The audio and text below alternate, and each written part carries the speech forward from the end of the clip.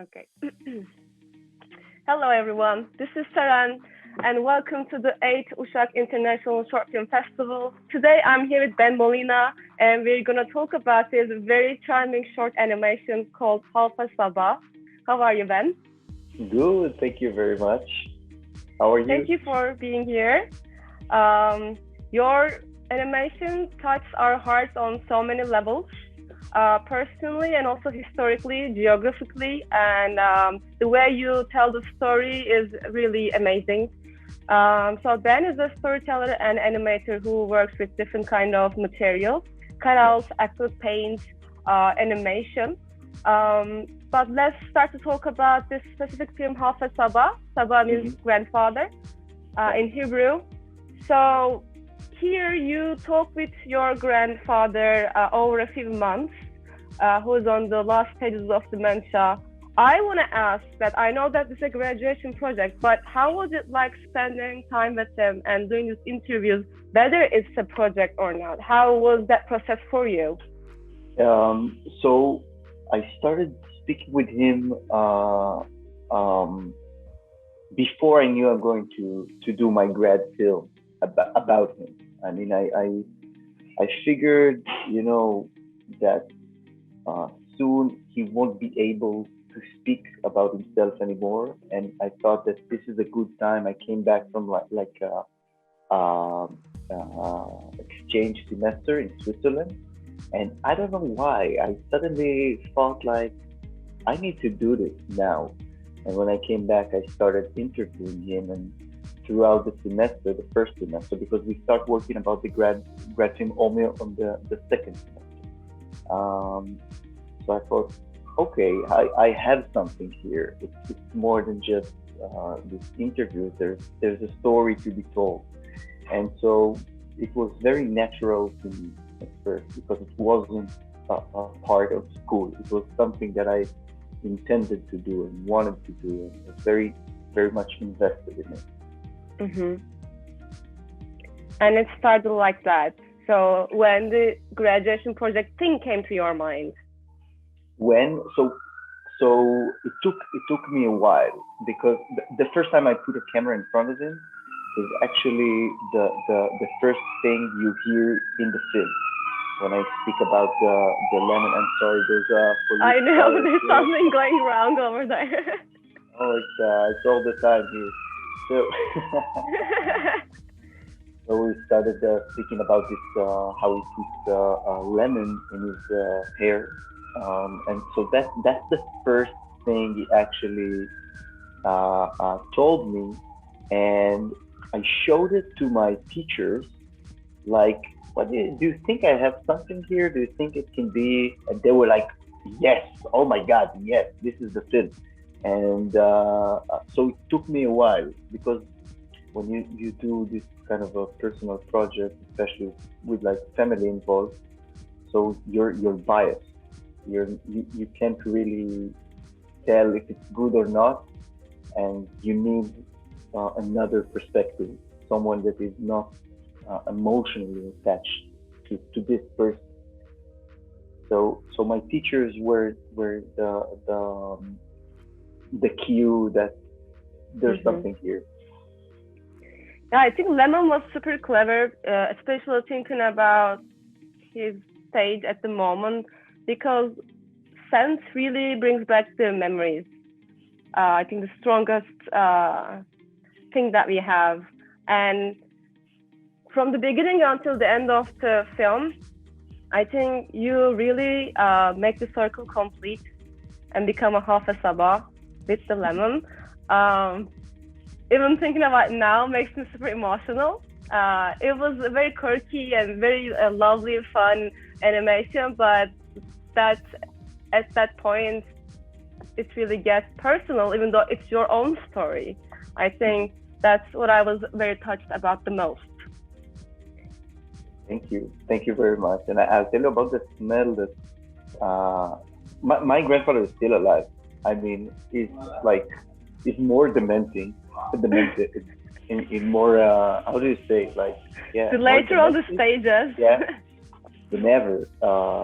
And he Oh. barely speaks about, like, present is not something that exists within his mind. He is living in the past, and I think that uh, the smell of lemon actually reminds me of my grandfather, because when you go inside this place, your nose like fills with this with odor, a very strong odor, because he does put lemon on his hair for like, I don't know, 50 years or so. Oh, and you know that smell too. Yeah, yeah, completely. They use he uses colonia, Yeah, like this. Yeah, I lemon. heard it. Yeah, it's very Turkish. I know because my Yeah. father used to put this on our stomach when the stomach aches. So my father used to take this cloth with colonia, and it has this very strong lemony smell to it. So when did he come to Israel in this case? So my father was born in Turkey, in Istanbul. I still have Yeah. family there, by the way. I still have like my father's cousins. They still live in Istanbul, and Awesome. so yeah, so they moved to Israel in the 70s, the beginning of the 70s. Um, so yeah, my father was 10 years old when Oh, they moved to Israel. Yeah, yeah, so you still have some roots here in Istanbul.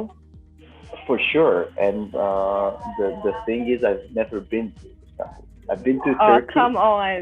Yeah, I know, I know. I've been to Turkey, I think 4 times, but haven't been to Istanbul. We went to Antalya and Bodrum, like Uh-huh. as a vacation, but I never had the chance to do this like family trip, like meet the family there. And it's something that was planned a long time ago, and a lot of things happened, and every time it was delayed. COVID, obviously, Mhm. but I really hope that this March, I'm hoping, crossing my fingers, that this March I'll actually do it. Uh, Okay. yeah, yeah, You're more than welcome here. yeah. Thank you. Going back to Halfa Saba and the aesthetic, it's very different than the things that you did before, because I saw that you used to use acrylic paint a lot, like in When I Met God, which is I Right. think a masterpiece. Uh, Thank you very much. Oh my God. um, Thank you. Really, it Thanks to you for makes me really giving all happy this to. stuff to us. But I gotta say, there's lots of heavy hallucinogens going on in there, and I love it. Yeah. What I want to ask about Hafiz about some part is like miniature aesthetic, like from the Ottoman Oh, for times. sure. For sure. For sure. What else did you? Because I know that this is also an academic project for you too. Like, what was your research background in this, and how did you put things together? And they don't even look like here and there. Everything Yeah. looks pretty coherent. So what's there? Well, I'll start by saying that your questions are amazing. I mean, I haven't been asked this stuff, and it's like, yeah, I have answers. I mean, I started this. Yay! So as you said, every time I make a movie, I use a different technique, because I explored animation. I discovered animation during my studies. I studied visual communication, which is basically the equivalent to like graphic design. And I know that, yeah, they call it different names in each country. And animation was a teeny tiny part of this bachelor degree. But I went full on, and I started exploring this with. So I started in After Effects, like doing cutouts in the computer. Mhm. But then I discovered that you can do animation in a lot of different ways. And so I explored different types of like material, and what happens when you move things, and it's like every time it's magic. And for this film, I tried a lot. I thought that I'm going to do this combination of different techniques, and I was like, yeah, the backgrounds are going to be cut out, but eventually I found that 2D animation was the thing I needed to tell this story because it was so fluid and it helped Mhm. me just give this my take on what my grandfather said. So I found this tool very, very accurate to this story.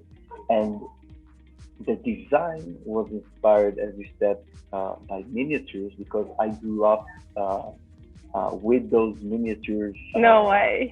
on my walls. Yeah, my parents, after they got married, they went to like this trip, big trip in Istanbul, and they came back with this. Uh, Actually, now I don't have it here, but in my room now in my place, they're hanging there, and I used to look at these pictures all the time, and I thought, how cool is it that they a lot of things drew me to this Yeah. painting. The fact that they are so naive, but they're also like they can show you like harsh situations, like um, and they're very symbolic. So if someone is big, it means he's important. If someone is small, it's less important. I like the fact that they use the same character for everyone. So everyone is the Mhm. same character, but what distinguishes between characters are their clothing and their attributes. And like, I really like this line of thinking, and it's combined quite well with the way my grandfather tell his story because everything is Yeah. like symbolic and weird and fluid. I don't know. So I did a lot of tests, and that was what worked for me eventually. Uh-huh. Sorry Did for he the long ever watch it? answer. No, that was very informative. Did he But do ever you watch have? the animation? Oh yeah, he watched it, but he has no idea what is this. He has no idea. He's completely clueless uh, to the fact that I made a film about him, and Um. Yeah. he didn't quite understand. Like he didn't even recognize his own voice. Oh. Uh, yeah, I mean, you say oh, but I live with him for a while now in this state, so it wasn't surprising for me. I didn't think Uh-huh. he's going to be like, yeah, of course I had this small hope that when he sees the film, suddenly he remembers everything and he speaks fluently, but the fantasy didn't come true, and yeah. Mhm. But my grandmother is very much how do you say what's the opposite of the mental? Like she's Like super conscious and sober. yeah, yeah. She's sober completely. So it was interesting to see her reaction to the film, and yeah. Yeah. What was her reaction? So I don't know. It's weird, because she's still living with him. She heard his stories like Yeah. thousands of times, and so I think there's a lot of she loves the film, and especially the fact that I made it. I'm a grandson, and so she's very proud. And yeah, I think that mostly proud. That's what I Mhm. say. You say that he kept telling some certain stories over and over on your meetings Yeah. that we see in the film in the end. So, What were them the most? Because I'm trying to understand his psyche and what he was stuck with. so it was all about trying to understand his psyche, and I can't say that I understand his psyche, but I made some ground rules for myself because I needed to create a narrative. At the end of the day, it's a fiction film. Mhm. It has documentary aspects or whatever. It doesn't really matter, documentary or fiction. It's all the same. We edit the story, and so I needed to edit the story of my grandfather's life, and with um, with 10 hours of recordings in my hand, and so I needed to to decide what I put aside and what do I put in the film. And my the rule was that if he speaks about this story, almost every time I talk to him, it means something to him. I don't know what, I don't know why, but some stories are more important to him than others. And Yeah. I try to understand why they're important, and giving my perspective to why they're important. Mm-hmm. So, and then I'll give you one example. So there's the moment he's uh, that he's in front of this big officer, and he's like he feels very small. Every time in his story, he keeps telling telling this part the same. A big officer. He always say a big officer, and and then he says like that he plays the trumpet and he's very happy about Mm-hmm. it. So this story comes back a lot. Although my grandfather didn't touch an instrument for many many years, and what I figured out while talking to him is that he felt very different as Jewish, especially in the Mm. army. He felt like the other, and uh, within the band in the army, the bando musica, he said, uh, he felt like a part of a group. He felt that people don't approach him as Jew, as a Jewish, Mm-hmm. but as a part of this band. So he felt important. He felt like he always said that he played for officers and like so. That's what I think about what he said, but I have no idea. No one has the answer Yeah. whether it's true or not. Well, probably the things that he affected him the most um, stuck with him. I don't know, maybe. And this sounds like one of those pivotal moments in his life. Yeah, Yeah. yeah, and again, I don't necessarily know why, but I try to think and I try to ask him questions to direct me to the answer, but eventually the film is my answer. Every part of the film is my answer Yeah. to the things he said. So, how about your future projects? Are we going to see you work like these, or as you like to experience new stuff, are we going to see more experimentation on your side? So I don't know. I'll tell you Nice. that. I can tell you that now I took quite a shift in my professional life. I'd say it's not really a shift, but it's all part of the grand scheme of things. But now I started to run the Israeli Union of the Israeli Animation Union. It's a thing. So now I try to create a community of animators and try to elevate the status of this industry in Israel. Uh-huh. And so I think that for the next year or even two, I'm not sure how much am I going to create. I really want to, but for now I feel first that I need a break, and second that I feel that creating this community, that's my project. Creating Yeah. this community and this industry, that's my project. It's the same like producing a film. Not the same, but Yeah. that's the same feeling for me. I think I saw something like that you did during the COVID. You brought together some animators and then made a very lovely project. Do you mean something like this while you mean creating a community? Again, sorry, I didn't hear. Do you mean that when you want to create a community, do you mean this? Getting together? Yeah. So again, I'm the director of the animation union in Israel.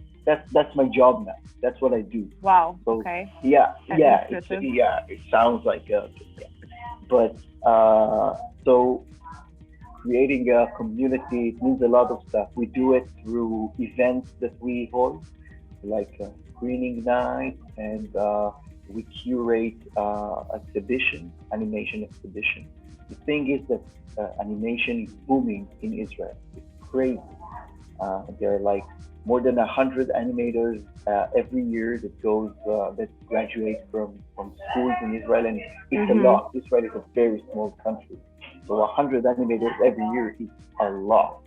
And so a lot is going on here. People want to create films. People want um, to make animation, Yeah. and but the problem is that animators, we sit in front of the computer all day long. Like even when we work in teams, we mostly work alone.